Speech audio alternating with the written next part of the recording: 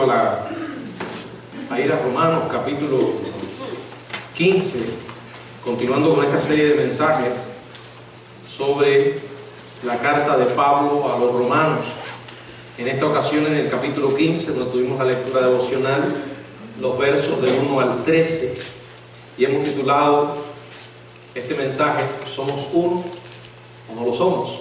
O sea, el tema gira alrededor de la unidad, esa unidad por la que el Señor Jesucristo oró cuando dijo: Padre, para que sean uno y el mundo conozca, crea que tú me enviaste. O sea, nuestra unidad como creyentes será un poderoso testimonio al mundo de la realidad de Dios y del poder transformador del Evangelio. Ahora, esa unidad entre nosotros no es tan fácil cuando nos ponemos a considerar quiénes somos, cuán peculiares somos cada uno, ¿verdad? Cuán diferentes en preferencias, en maneras de pensar, opiniones distintas, y cuáles son nuestros temperamentos, nuestro carácter, nuestra personalidad, ¿verdad?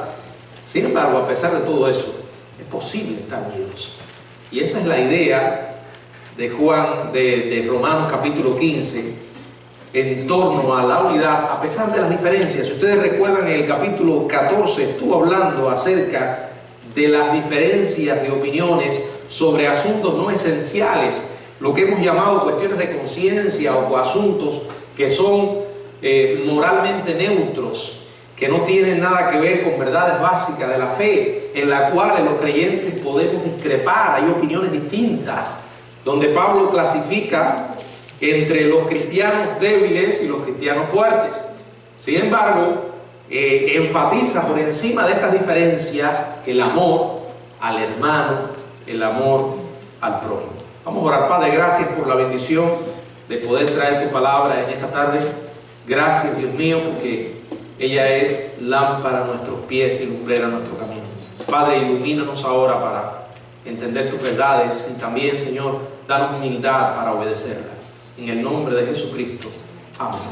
Bueno, una de las características de un ejército, una de sus prioridades a la hora de llevar adelante su entrenamiento, es despojar al soldado, al recluta, de su individualidad. De hecho, cuando alguien ingresa en el ejército, lo primero que hacen es que le cortan el cabello a todos igual, ¿verdad? Estilo militar. Están buscando la uniformidad, que no es necesariamente unidad. La fatiga y la presión llegan a hacer desaparecer todas las diferencias, todas las marcas distintivas, físicas, emocionales, e intentan doblegar cualquier energía de rebeldía. Con el tiempo, las duras pruebas que se comparten en la vida militar va llevando a los hombres a un tipo de existencia básica. Los estruja unos con otros, los va remodelando de acuerdo con un patrón, el guerrero ideal. Para los militares, el objetivo es crear una unidad, purgando la individualidad e imponiendo la uniformidad. Ahora, el proceso es doloroso, no es algo agradable. Sin embargo, está diseñado para entrenar a los individuos indisciplinados y no cooperadores y convertirlos en una única y cohesionada máquina de guerra. Ese es el imperativo en un ejército, es el imperativo en la guerra, en el cual la única regla que gobierna es: o matas o te matan. Ahora, eso está bien para un ejército. Y aun cuando la Biblia se refiere a los creyentes como soldados, Pablo le escribió a Timoteo: tú pues sufre penalidades como buen soldado de Jesucristo, no somos precisamente un ejército igual que los ejércitos en nuestro mundo. Sin embargo, a algunas personas en la iglesia les gustaría aplicar un patrón similar al que se aplica en el ejército. Algunos lo piensan, pero no quieren decirlo en voz alta, ¿verdad? Quisieran que en la iglesia todos fuéramos iguales, todos pensáramos iguales, ¿verdad? Como galletitas, hechos por el mismo molde. La uniformidad podría ser una manera efectiva de crear unidad. Por ejemplo, si todos fuéramos iguales, si todos fuéramos uniformes, habría menos posibilidades de ¿qué? De conflictos, de divisiones, de luchas internas. Imagínense si todos pensáramos igual, nos comportáramos igual, adoráramos igual, nos vistiéramos igual, tuviéramos los mismos gustos, ¿verdad? La misma sonrisa. Pero, hermanos, la guerra no es nuestra misión como soldados de Cristo. Nosotros estamos llamados para llevar el Evangelio, un Evangelio que transforma vidas y que nos lleva a vivir una relación con Dios en torno a una persona. ¿Quién es esa persona? El Señor Jesucristo. Él es el objeto de nuestra fe y su palabra es aquella por la cual guiamos nuestras vidas. Aun cuando digo que no somos iguales y que no pensamos iguales, sí tenemos cosas en común, ¿verdad? Por ejemplo, ya lo dije, tenemos el mismo Señor, tenemos su palabra y las doctrinas básicas de la fe que enseña la Biblia y que no admiten discusión, que no son para interpretarlas sino para obedecerlas, para creerlas. Ahora, eso no excluye, como ya dije, aspectos que no son básicos de la fe, donde podemos discrepar, podemos tener diferencias y a pesar de esas diferencias mantenernos unidos en torno a la persona de Jesucristo y a esa regla que Él nos ha dado, que es su palabra. Por eso, mientras estamos aquí en la tierra esperando el retorno del Señor, tenemos que aceptar nuestras diferencias y aceptar que el hecho de ser diferentes, porque Dios nos creó diferentes. Imagínense qué aburrido sería la vida si todos fuéramos iguales, si todos pensáramos igual. Imagínense un matrimonio donde los dos sean iguales.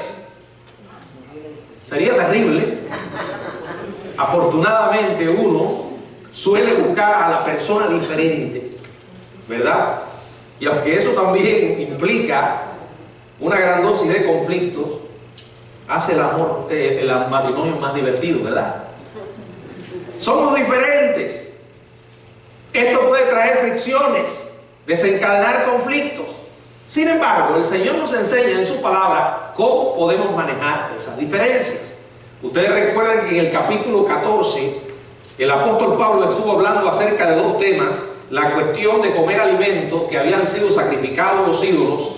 Algunos creyentes tenían problema con eso, otros no. Pablo estaba dentro de ellos. Para él eso no era un problema. También estaba el guardar ciertos días. Estos dos temas no son temas esenciales. Y por eso Pablo llama a que vivan en unidad, tomando en cuenta a su hermano débil, para no hacerle caer, no servirle de piedra de tropiezo, que por encima de nuestra libertad esté la prioridad de agradar a nuestro hermano, edificar a nuestro hermano. Él está diciendo, hay asuntos más importantes que estas cuestiones que no son básicas. Y yo lo decía el viernes, hay muchas cosas en la vida cristiana que nosotros hacemos que no son necesariamente malas, y que usted intenta encontrar en la Biblia un claro mandamiento acerca de ellas y va a encontrar silencio, aunque hay principios que se puedan aplicar a diferentes situaciones. Pero tenemos que entender que el Espíritu Santo va trabajando en la vida de cada creyente de manera distinta, y no todos maduran a la misma vez. Ahora quiero que me entiendan, vuelvo a repetir, porque aún repitiendo siempre sé que hay gente que no me entiende. Mire, Pablo no está hablando de cuestiones básicas de la fe, ya lo dije. Hay cuestiones en la Biblia que no admiten discusión, son verdades absolutas en las que Dios espera solo obediencia. Por ejemplo, todos coincidimos en que Cristo vino a morir en la cruz por nuestros pecados. Creemos en la divinidad de Jesucristo, en la personalidad divina del Espíritu Santo. Creemos que la Biblia es la palabra de Dios. Creemos que la mentira es pecado, robar, el adulterio son pecados. Creemos que el Señor nos manda a predicar el Evangelio. En esas cosas estamos unidos. ¿Por qué? Porque están claras en la Biblia. No son cuestiones que admiten discusión. Ahora sí hay cuestiones sobre las que no encontramos un mandato claro. Y entonces ahí hay diferencias de opiniones, hay temas. Ahora, él habla sobre esos temas. Para nosotros no es un problema comer carne sacrificada a los ídolos, ya lo dije, ni tampoco el guardar ciertos días o no. Pero cuando ponemos ahí el problema en el que discrepo con alguien, entonces sí es un problema. Los principios que él enseñó son válidos y sigue tratando de esto.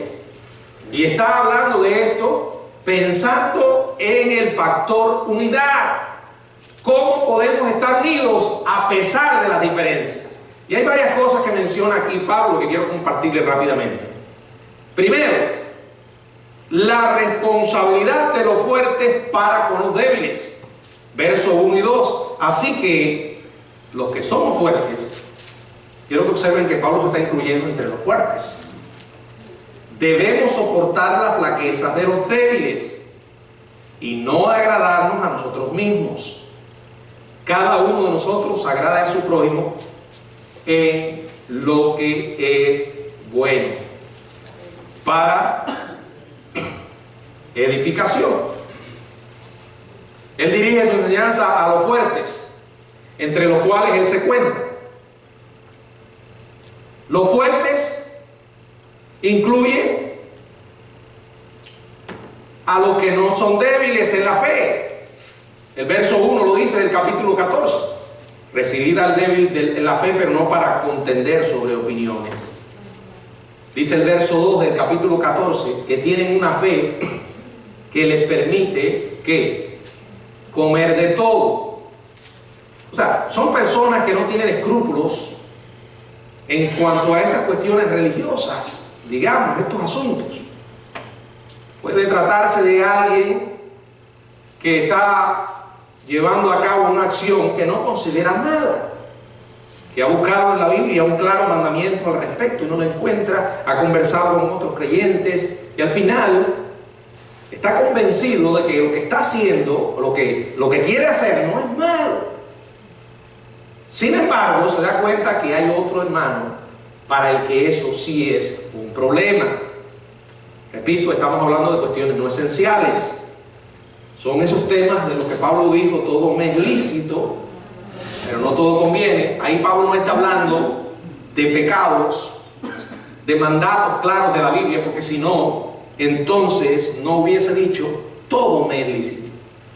Está hablando de esas cuestiones, como dije, que son moralmente neutras, pero que pueden ser de piedra de tropiezo para un hermano. Él exhorta a los creyentes maduros de Roma, en el capítulo 15, ¿verdad? Verso 1, a que soporten. Dice, debemos soportar. Qué bueno que usa la palabra soportar, porque eso es parte del amor. El amor es una decisión y además es el resultado de una obra que Dios está haciendo en nosotros. Amamos a Dios porque Él nos amó primero y dice que el amor de Dios ha sido derramado en nuestros corazones. Eso es lo que hace posible que usted me pueda soportar a mí y yo lo pueda soportar a usted a pesar de las diferencias. El matrimonio es así. Es una gran experiencia soportándose unos a otros. Dice que debemos soportarnos las flaquezas de los débiles, porque nuestra prioridad no es el agrado personal. Dice que agradar a nosotros mismos. No es eso.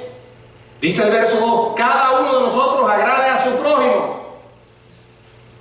Aquí no está haciendo un llamado a agradar a otros a costa de hacer, de dejar de hacer lo correcto. Fíjense lo que dice aquí. Agrade cada uno a su prójimo en lo que es bueno. Y hay un objetivo. No es que usted va a ponerse una máscara para representar un papel delante de otra persona. Es que usted va a hacer de su hermano, de la relación con su hermano, de la edificación de su hermano, una prioridad antes de que se complazca a sí mismo.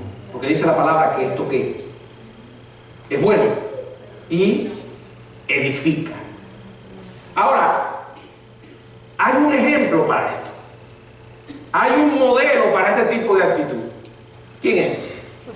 El Señor Jesucristo. El ejemplo de Cristo, versos 3 y verso 4. Porque ni aun Cristo se agradó a sí mismo. Y estamos hablando de Dios hecho carne. Como está escrito, los vituperios de los que me vituperaban cayeron sobre mí. Porque las cosas que se escribieron antes para nuestra enseñanza se escribieron a fin de que por la paciencia y la consolación de las Escrituras tengamos esperanza. Cristo, según dice la palabra en Filipenses, tuvo una actitud generosa, amorosa, de gracia para con nosotros, siendo Dios.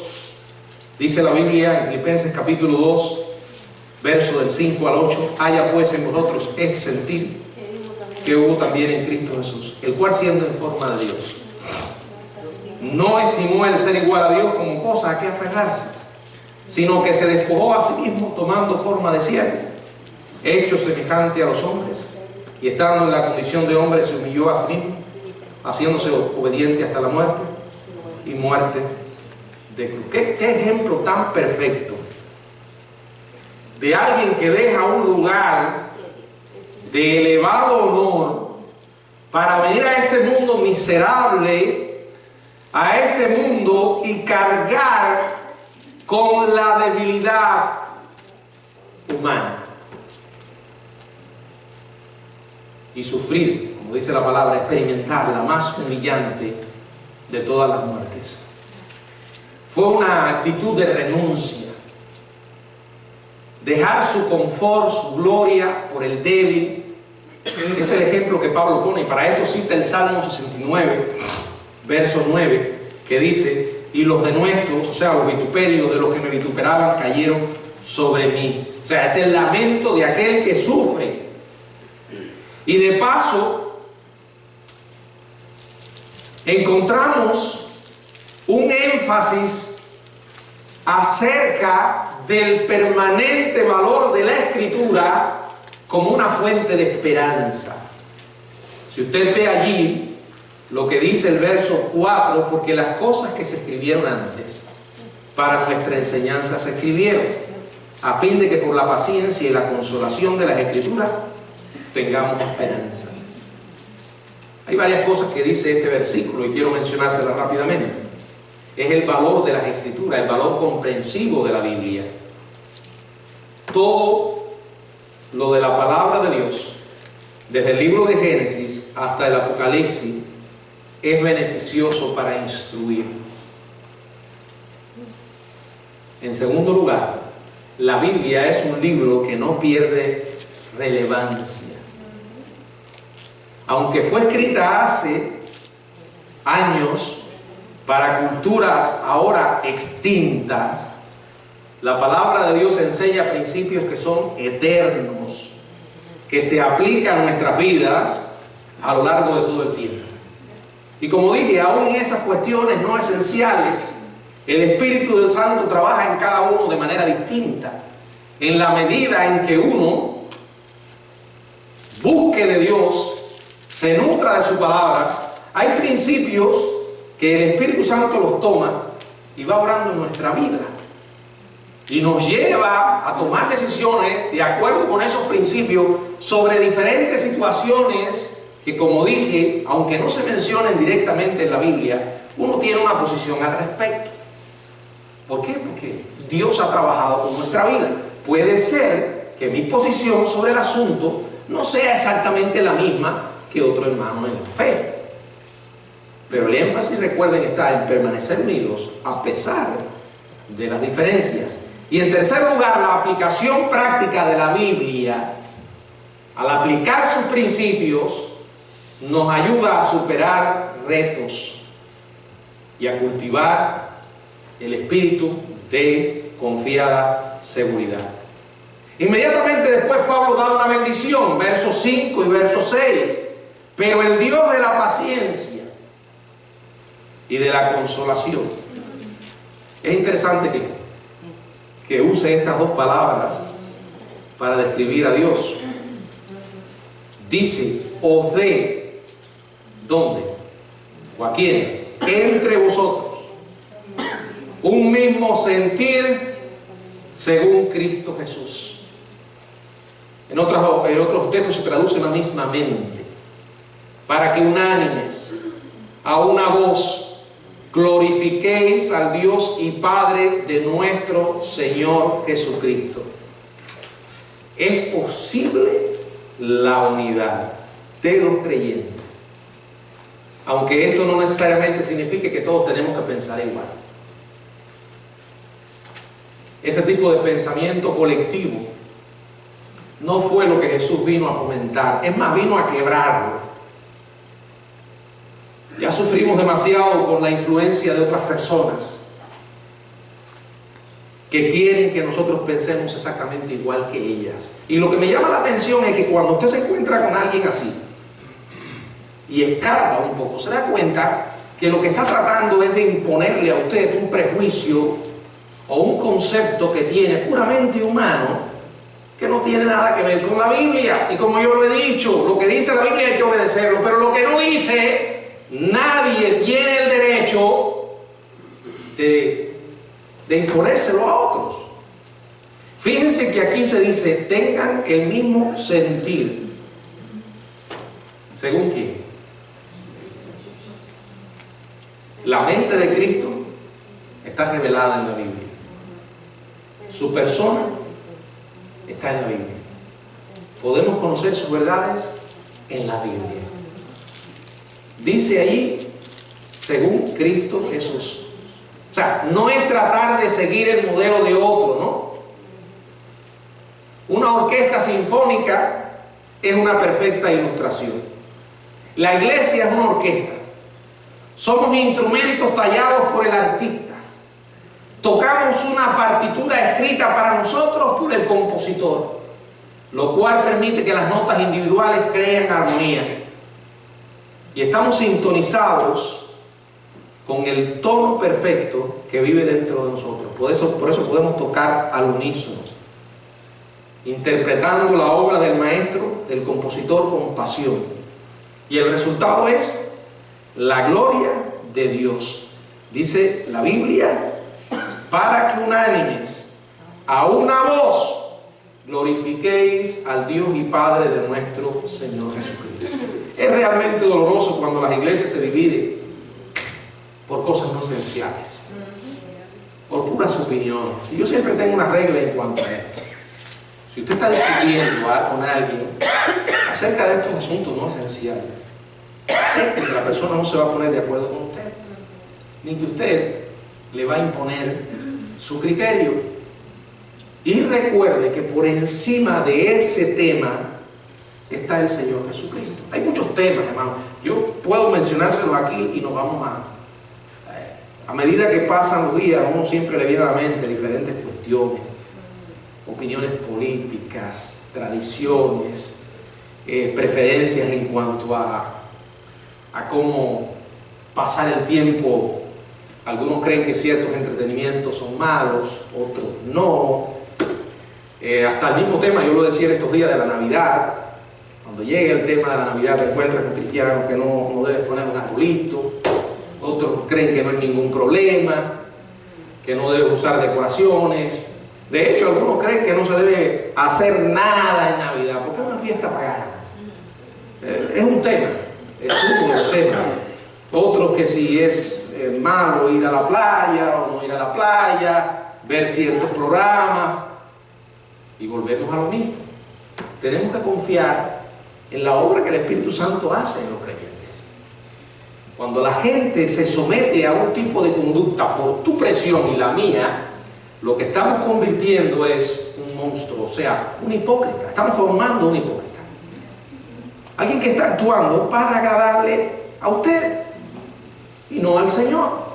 Ahora, cuando hay una transformación producida por el Espíritu Santo, es algo interno que se manifiesta externamente, pero es un cambio para siempre. Debemos confiar en la obra de Dios. Y de regreso otra vez al ejemplo de Cristo, verso del 7 al 12, lo voy a leer. Por tanto, dice allí, recibíos los unos a los otros como también Cristo nos recibió, para la gloria de Dios. Porque os digo que Cristo Jesús vino a ser siervo de la circuncisión para mostrar la verdad de Dios, para confirmar las promesas hechas a los padres, y para que los gentiles glorifiquen a Dios por su misericordia, como está escrito: por tanto yo te confesaré entre los gentiles y cantaré a tu nombre. Y otra vez dice: alegraos gentiles con su pueblo. Y otra vez: alabad al Señor todos los gentiles y magnificadle todos los pueblos. Y otra vez dice Isaías: estará la raíz de Isaí y el que se levantará a regir a los gentiles, y los gentiles esperarán en él. Hermanos, aquí hay un llamado, una reiteración, podríamos decir, a tomar como modelo el ejemplo de Cristo. Dice que fue siervo de la circuncisión, nació judío, siguió los ritos judíos, las costumbres judías, fue circuncidado para identificarse con el pacto de Dios con Abraham. Luego cumplió los requisitos para el plan de Dios con Israel. Vivió como ellos debían haber vivido. Reclamó las bendiciones de ese pacto como un representante libre de pecado. Cumplió el pacto de David al tomar el trono de Israel como su descendiente. Pero acuérdense que en el corazón de Dios no estaba solo un pueblo, el mundo, los gentiles, más allá de Israel. Y como dice, para que los gentiles glorifiquen a Dios. ¿Por qué? Por su misericordia. Hoy nosotros somos gentiles y somos objetos, recipientes de la misericordia divina. Estamos aquí por esa misericordia. Experimentamos su gracia y su misericordia. Aquí Pablo cita 4 pasajes del Antiguo Testamento. Bueno, dice aquí, él menciona el Salmo 18, 49, Deuteronomio 32, 43, Salmo 117, 1 e Isaías 11, 10. Todos estos pasajes para mostrar que era parte del plan redentor de Dios alcanzar también a los gentiles. Dios quería llevar su gracia, quiere llevar su mensaje al mundo entero y hacer de todo lugar, de toda persona, un objeto de su gracia. Que no todo el mundo lo va a recibir, ¿verdad? Pero el mensaje, la responsabilidad nuestra es llevar ese mensaje a toda persona. Pero miren, hay algo que no podemos obviar. Somos salvos por gracia. ¿Se acuerdan la lección en la mañana cuando el intérprete de la ley, vino a Jesús con la pregunta: ¿qué haré para heredar la vida eterna? ¿Qué cosa haré? Es la misma pregunta que mucha gente hoy en día está haciéndose. Creen que se pueden ganar el cielo por lo que hacen. Jesús lo confrontó con la ley, resumida en los dos grandes mandamientos: amarás al Señor tu Dios con todo tu corazón, con toda tu alma, con toda tu mente, con toda tu fuerza. La palabra toda se repite una y otra vez. Y a tu prójimo como a ti mismo. Le contó la historia que ilustraba lo que era un prójimo, intentando Jesús llevar a este hombre a una situación en la que reconociera: estoy perdido, solo me queda volver a Dios buscando su favor. Eso es gracia. Somos salvos por gracia. Usted y yo no impresionamos a Dios. No había nada en nosotros que impresionar a Dios. Ahora, no podemos dejar la gracia ahí. Seguimos viviendo bajo su gracia. Es la única forma en que seres pecadores, aunque perdonados y justificados, podamos permanecer en pie delante de un Dios santo. Ahora, esa gracia, que tiene una implicación vertical de Dios para con nosotros, es la misma que nosotros tenemos que mostrar a otras personas en nuestra relación. Cuando mostramos gracia para con otros, entonces se reafirma la bendición con la que termina el verso 13: y el Dios de esperanza. Esto me hace recordar mi propia condición, creo que es la tuya, cuando vivíamos sin esperanza y sin Dios en el mundo. Cuando conocimos a Cristo por primera vez, conocimos la esperanza. Y el Dios de esperanza os llene de todo gozo y paz en el creer. El pasarnos la vida peleando unos con otros, intentando convertir a otros en discípulos nuestros, es un ladrón de gozo y de paz. Debemos vivir en paz y en gozo. Y tiene un objetivo: para que abundéis en esperanza. La única forma en que la gente va a conocer que hay esperanza es que nosotros se la mostremos. A veces le decimos a alguien que está desesperado, que tocó fondo: no te desesperes, confía en Dios, hay esperanza. Ahora, eso está correcto, pero no podemos obviar la realidad de que esa persona va a mirar a nuestra vida cuando usted y yo tengamos razones para andar arrastrándonos, porque el mundo se nos ha derrumbado, a ver si realmente es cierta esa esperanza. Dice la palabra: para que abundéis en esperanza por el poder del Espíritu Santo.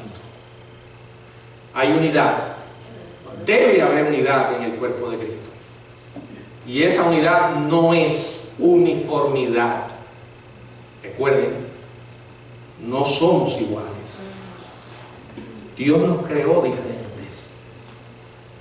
Ahora, si yo trato de ajustar mi vida por la vida de otro hermano, estoy equivocado. Pero si todos ajustamos nuestra vida por el modelo perfecto, entonces hay cohesión, hay unidad en torno a una persona. En torno a Cristo puede haber comunión. Que el Señor nos ayude cada día a ser humildes para reconocer cuando nos equivocamos y para aceptar las verdades que Dios nos ha dado en su palabra y vivir por ellas. Que el Señor nos bendiga.